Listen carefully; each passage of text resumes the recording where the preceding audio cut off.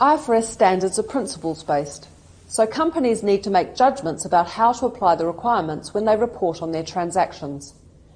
The International Accounting Standards Board has a role to play in supporting companies around the world in applying the standards consistently.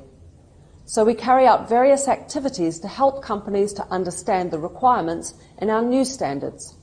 We also support the application of our existing standards, and for that, there is a dedicated committee called the IFRS Interpretations Committee.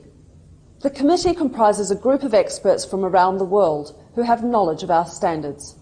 It includes companies who use the standards when they prepare their financial statements, auditors who check that the standards have been followed correctly, and investors who are the primary users of the financial statements. Regulators also participate in the committee's discussions. If a question arises about the application of a standard in practice, it can be reported to the committee. This could happen if companies are unsure about the requirements, or if a standard is being applied differently in different markets or by different companies. The IASB staff then undertake research to understand whether a submitted question has a significant effect on a wide range of companies. As a committee member, I also speak to various people in my home region. The committee discusses in public meetings whether there is already adequate information in the standards to answer the question, or whether standard setting is required. And if so, whether the question can be dealt with efficiently by, for example, changing a standard. The committee also considers whether the benefits of changing the requirements would outweigh the costs of doing so.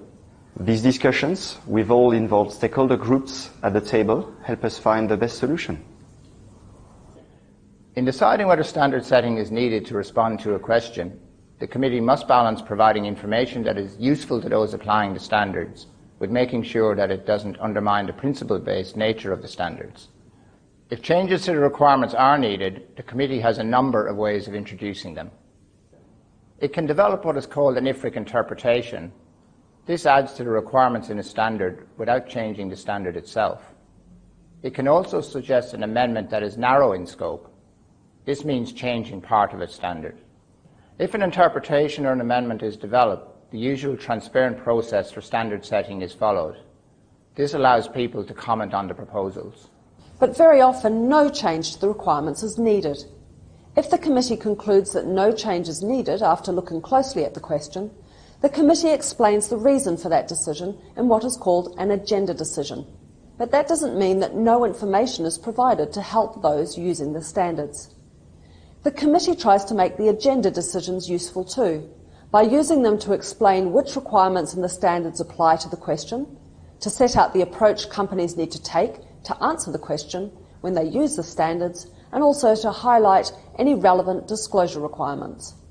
Agenda decisions are also subject to due process. They're open for anybody to comment for a 60-day period, after which the committee considers the comments received and decides whether it's appropriate to publish a final agenda decision.